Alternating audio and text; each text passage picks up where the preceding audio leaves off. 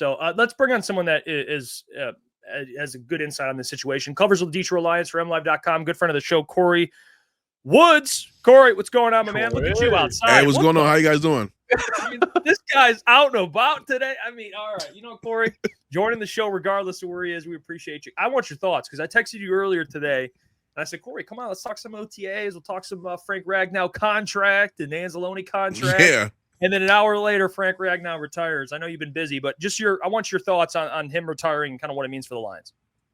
Well, I'll say that it's pretty shocking, and here's the reason why. I mean, as early as January, Frank was talking about he's felt as good as he's ever been. I don't know whether he was just kind of just hyping himself up, to try to like play through the pain, but he's a guy that didn't want to talk about his retirement. I mean, in fact, if it came up, he would kind of like brush it aside. So the fact that he did it right now, in the middle of OTAs is pretty shocking. It's definitely a huge blow to the Lions' offensive line. I mean, you can't replace a guy like Frank Ragnow. I mean, he's one of the best centers of his era. So, just stunned. That's really just my main reaction, just off of everything that you hear from him talking about the word or the thought of retirement, and then to see him actually retire. I do think, Kory, obviously the conversation outside of once he does leave.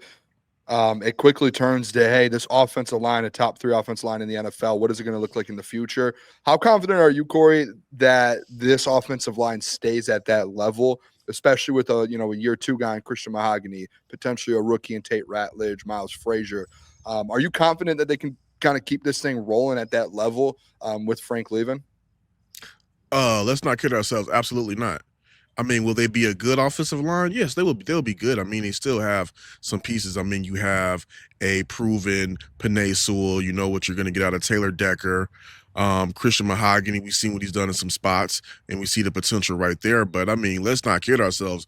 Losing Frank Ragnow makes them a worse offensive line. We're not saying that makes them bad, but, I mean, you're losing, like I said, you're losing one of the best centers of the generation. So, can they be good? Yeah, I mean, they have some continuity there that will kind of like maybe work in the short term. But I mean, it definitely weakens them. That's just as far as I'll go. We'll have to wait and see how they choose to go ahead about replacing him. But I don't want to get too ahead of myself. Let's just make it clear. This takes their offensive line, as good as those guys are, this takes them down a notch. And from what you've seen, because I know we can't see who's going to replace him, but we've seen Tate Ratledge rep at that center spot during OTAs, and you've been there, Kory. What have you seen? Like, I know you can't tell because they're not going full speed, but does Tate look like he's able to pick up the role, look like he's doing the right things, or does it look like he's struggling a little bit? Well, I think the Tate Ratledge thing is a little bit too early to go with. I mean, yeah, he's doing some cross-training at center, and they've talked about him doing some cross-training, but we're also talking about a guy that has never taken a snap at center during his entire time at Georgia. So to go from not taking a snap at center in the SEC to taking meaningful ones in the NFL, that's asking a lot. I think a more realistic thing would be to see Graham Glasgow, who has played at center at the highest level, probably roll him over to there initially, and then you probably start training Ratledge in the background. But I think that would be the more natural thing. And then you still have Kingsley. He's undrafted, but he's a natural center. That's his actual spot. So he might be able to slide into the back to the backup role initially. But I think right now the smart move would be just to hopefully Graham Glasgow is able to slide over and perform at a high level like he has before. And Kory, the big thing, I guess, a side conversation of this whole thing is Frank retiring clears up some money. I guess when you look at the positive way, and you have Anzalone and the contract thing kind of coming out, and it was the Frank contract. It's like, well, maybe he wants a raise, but now that he's officially retired, what does this mean for Anzalone? Does it push it more in the direction of maybe getting a deal done, or what do you think they kind of do with that money? Is it Zadarius Smith potentially? What would you do in this situation, Kory? I think it's too early to see. Let's see what the actual money frees up once he actually retires and see where they're at in that situation. I think the ideal thing right now would be to make Anzalone happy before be above anything. I mean, you would like to bring Zadarius Smith back, but you need to make Anzalone happy and get him in the training camp. Because I mean that is one of the more important players of that defense. That's their one of their captains. And we saw what this team looked like last year when he went out with that broken forearm, and then how they looked when he came back and he still was not 100%. He still played well, and he's proven himself over the past couple of years that he's worthy of the big money. And to be quite honest, and I've said, and I'm not, this is not revisionist history. I said at the end of the season, I was actually shocked at the contract that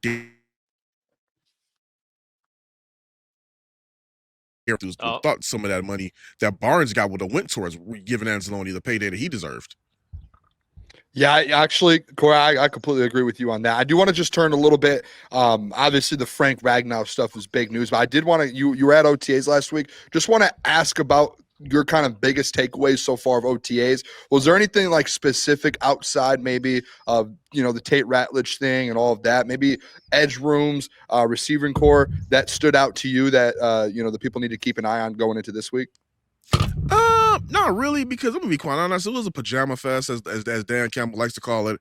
A lot of guys did not practice, so I mean, you didn't really get to see too much of anything. Where hopefully this week we'll be able to give something that is real tangible. But the biggest thing that I took away was that Aiden Hutchinson, he looked to be moving as fine as I've seen him before. He was, during his drills, just walking in general, he didn't appear to be favoring anything, and he limping and he dragging his feet. I mean, he looked like the Aiden Hutchinson that I've seen before in practices in years past, and we're still early in the game. So by training camp and when the season started, I expect him to be in full motion. So I would say that is really probably the biggest takeaway from training camp. Also, another one that really did stand out, and now I just kind of thought about it, the chemistry between Jared Goff and Tim Patrick is starting to pick up, and that is something that people need to keep. That is something that people need to keep their eyes on, because remember, Tim Patrick did not have a training camp with the Lions last season. So I mean, instead of going out and going to get somebody on the free agency market, which is something that I thought they should have did, they brought back Patrick. Still thought should have brought back Patrick, but I thought they should have went and got somebody else too. But hey, you got to give them credit. It's early, no pads, but it looked nice. It looked sharp. Let's see how that continues to mature over the next couple of weeks, because if Tim Patrick is able to now truly be that Josh Reynolds replacement that the Lions needed, now you might see this offense, it was top tier last season. You just might see them be a little bit more efficient in different ways if that chemistry is able to truly develop.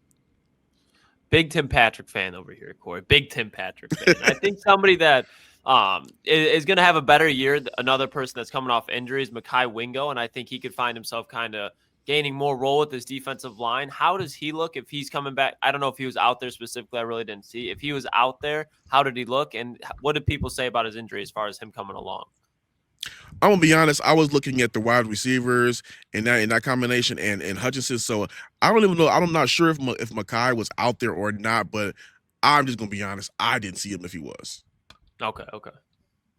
And Kory, for me, before we get you out of here, I know you talked about Anzo, but the big thing with Anzo is what would be a fair number to you? The thing I'm hearing with Anzo, and for me, I think if you're going to give Anzalone a contract, which you feel is well deserved, which I can't really argue too much with it, I think a 1 to 2 year max deal. I think if you want to give him 10 a year, Derek Barnes got 8. I know you mentioned it. That means you got to give Anzalone more than Derek Barnes, all due respect. So he's probably in the ballpark of around 10 million. What do you think, in your opinion, a guy like that deserves? Because he is, 30 years old, father time's undefeated. I'm not saying he's going to fall off a cliff, but you're probably not going to give him a long-term deal. So is a 1 to 2 year deal at about 10 million fair? Do you kind of expect something like that to come from the Lions if they do agree to a contract? You know what? I really cannot call it, because again, I didn't see Anzo doing the holdout, but again, when you factor in that you gave Derek Barnes his money, and Anzo has been honestly the more significant contributor over the time, it makes the situation really interesting. So now I don't even know what number would really satisfy Anzo at this point. I mean, we know he wants a deal, but again, that number also has to work out for the Lions as well. So Right. it's I think they're in a rock and a hard place, quite frankly, because they've already given Derek Barnes his money. Now, I mean, they're going to have some money free up by this Frank Ragnow retirement. How much of that, we're going to see very soon, but they're in quite a pickle right here. So hopefully they're able to kind of like, get to a place where Anzalone's not missing too much time. I mean, I believe he's had a history of missing voluntary workouts before. And you also have to factor in, Dan Campbell said the other day that he knew where his two guys were that were not there, Frank Ragnow and Alex Anzalone. He knew what was going on with them and everything was good. So hopefully things right now with Anzo are like good and they're trying to figure something out. But, again, remains to be seen. Hey, do you think real quick, Kory? Do you think because I actually saw someone talk about that? I can't remember who it was, but someone actually say that the Anzo deal and some of these deals might be on hold until they figure out the money with Aiden Hutchinson. Do you think that's actually a thing? They want to kind of get that Hutch extension done so they know the money they have to work with over the next few years? I'm not sure about that one. I think if they would have, I mean, that could be the case, but I think if they were going to go ahead and give Hutch's deal, I thought they would have did it initially over the summer. But I mean, who knows? It could have been a financial strategy to do it the way that they've done it. But no, I don't think that has anything. I don't think that has anything to do with it. But that's just me. Yeah. Okay. Well, hey, we appreciate you, Kory. You're doing some great stuff, man. You're out in Mother Nature, so go and do it, brother. Hey, keep the good work. We'll talk to you soon, my friend. All right, thanks a lot.